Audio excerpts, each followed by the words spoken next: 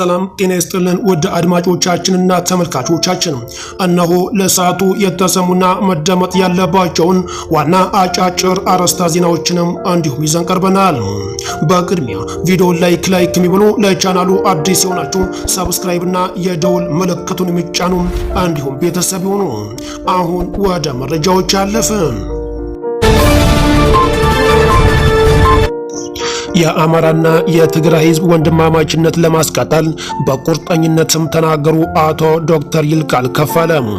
የአማራ ክልል ፕሬዝዳንት ዶክተር ይልቃል ከፋለ የሚያጋጥመውን የፖለቲካ ልዩነታችንን በውይይት በመፍታት የአማራና የትግራይ ህዝብ ወንድማማችነትን ለማስቀጠል በቁርጠኝነትም እንሰራለን አሉ አቶ ዶክተር ይልቃል ከፋለ።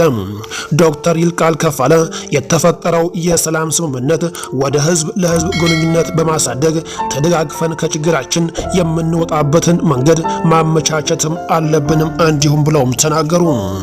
የፖለቲካ ልዩነት በውይይት ከመፍታት ይልቅ ጦርነት አማራጭ ማድረግ መፍትሄ አልባ ኪሳራ እንደሚያደርስም እንዲሁም አስተምሮናል ብለውም ተናገሩ። እንዲህ ያሉት ዶክተር ይልቃል ከፋለ ቀድሞውኑ ችግሮች በሰላም መንገድ ተፈተው ቢሆን በውይይትና በድርድር ቢሆን በሽምግልና በሰለጠነ አግባብ ተፈተው ቢሆን ይህ ሁሉ ችግርና መስቀልቅል ላይደርስብን ይችል ነበርም ሲሉም እንዲሁም ገለጹ። በዚህም ረገድ የአማራ መንግስትም ሆነ የአማራ ህዝብ የትግራይ ህዝብ የኔ ወንድምና እህት ነው ብሎ የሚያስብ በችግሩ ጊዜ የሚደርስ በመሆኑ የምናየው ሰላም አብሮነት የሚጠነክርም ይሆናል ብለንም እምነትም እናደርጋለን ሲሉም እንዲሁም አክለውም ተናገሩ። በመቀጠል ንጽህናው ያልተጠበቀና የተበላሸ በርካታ ቴምር በግለሰብ መኖሪያ ግቢ ውስጥም ተከማችቶ መገኘቱን የአዲስ አበባ ፖሊስም እንዲሁም አስታወቀ። ከጉዳዮች ጋር ተያይዞ ሁለት ግለሰቦች በቁጥጥር ስር ውለው ምርመራም እየተጣራባቸውም እንዲሁም ይገኛል። ተጠርጣሪዎቹ በቁጥጥር ስር የዋሉት መጋቢት 21 ቀን 2015 ዓመተ ምህረት በአዲስ ከተማ ክፍለ ከተማ ወረዳ 10 ልዩ ቦታው ታይዋን ተብሎ በሚጠራው አካባቢ በሚገኝ የግለሰብ መኖሪያ ግቢ ውስጥም እንደሆነም እንዲሁም ተናገሩ።